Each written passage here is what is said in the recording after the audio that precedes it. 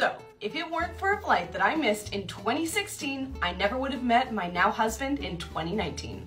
Let me explain. In 2016, I take this big trip through Europe and I end in Paris. I'm supposed to fly back to the States for Thanksgiving with my family, but I end up missing my flight because the train to the airport broke down and I get really confused and lost, and then I end up taking a bus there and I get there super late and I miss my flight.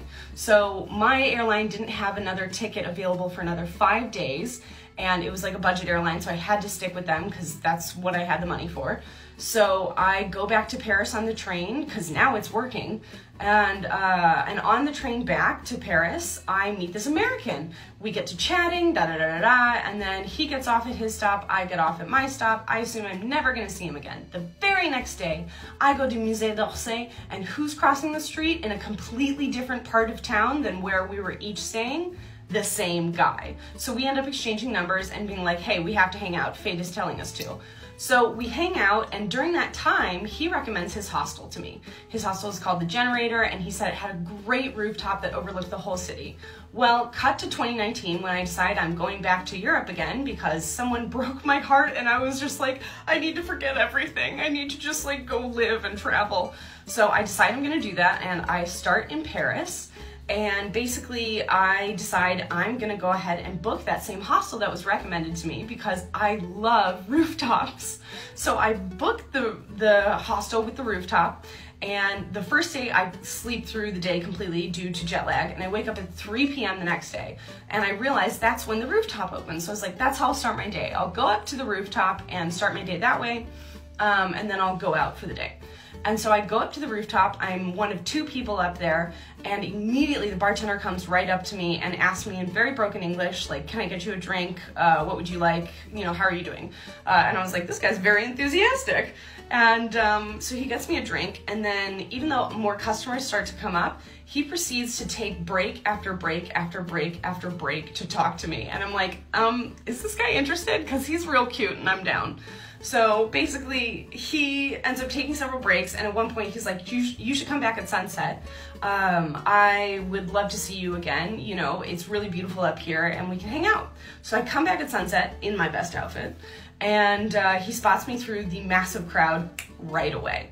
So he stops in the middle of his work, even though there's like 20 people at the bar, and comes over to me and he's like, hey, I'm so sorry, it's super crowded up here. So the rooftop is gonna close in a few minutes. I'm gonna close everything, clean up, and I'll come down to you. Like, I go down to the main level and hang out there, and an hour goes by. And I'm like, oh my God, this guy ghosted me. This sucks.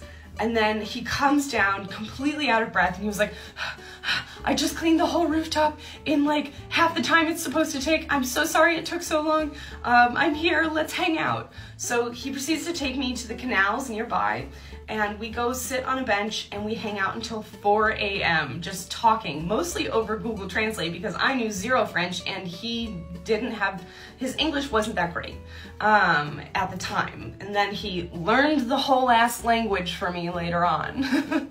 But basically, we hang out, we end up kissing on the canals, you know, like 4 a.m.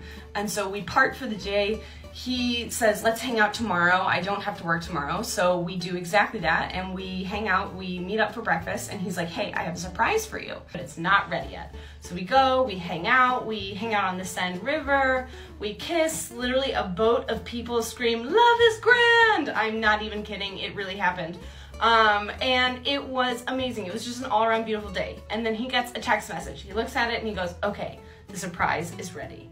So he takes me back to the hostel and he says, get your bags packed. You're not sleeping in your room tonight. And I was like, okay, sir, what is happening? I've known you for less than 24 hours. But he takes me to my room. I pack my stuff. You know, I'm kind of just going with it at this point. And he hands me a new key card and takes me up to the top floor. He has rented out a penthouse suite with a balcony overlooking all of Paris. In it, he had his friends who work at the hostel place an entire bouquet of red roses and also my favorite bottle of wine.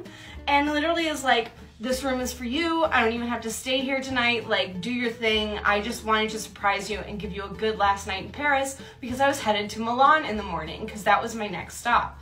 Literally, I was like, get in here, let's go. And God, Mom, Dad, don't watch this. But yeah, we hung out for a while. He then proceeded to introduce me to everyone he worked with, which is how I knew he was like kind of serious about this. And then we end up just like hanging out all night, and then I have to get ready for my flight at like 3 a.m. because my flight's at like 6 a.m.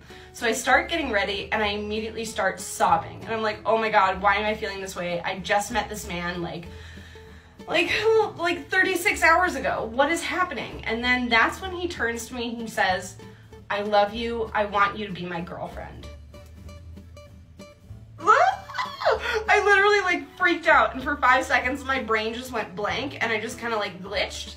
Like I didn't even know what was happening, and then I realized I was in love with him too, so I said I love you back and said I wanted to be his girlfriend and I wanted him to be my boyfriend. And we have been together ever since then. That was over 4 years ago, and we just got married 4 days ago. Like literally, I waited for this moment for so long. We literally went through the whole COVID thing and we didn't see each other for 9 months. It was the hardest time of our lives, but we persevered, we got through it. Now we're together and it's literally the best thing that's ever happened to me. I love him so much. He's my favorite person in the planet. And oh, by the way, I'm moving to Paris in October. Erin's story of romance in Paris seems like a fairy tale, even more so when you realise the circumstances which led to such a fateful meeting. The butterfly effect is crazy to think about. How one tiny change could have led us in a completely different direction in life. Hopefully, we're all as lucky as Erin, and every slight inconvenience is pushing us towards where we need to be. The comment section were adoring this romantic tale, saying, this could be a book. I love the butterfly effect. And, dude, that's a crazy plot twist. And the train breaking down at that exact moment is totally fate. As always, thanks for watching Happiest. If you liked this video, then make sure to follow our Instagram and TikTok pages for even more heartwarming videos like this. And if you've got any of your own you want to send in, make sure to send them over to us.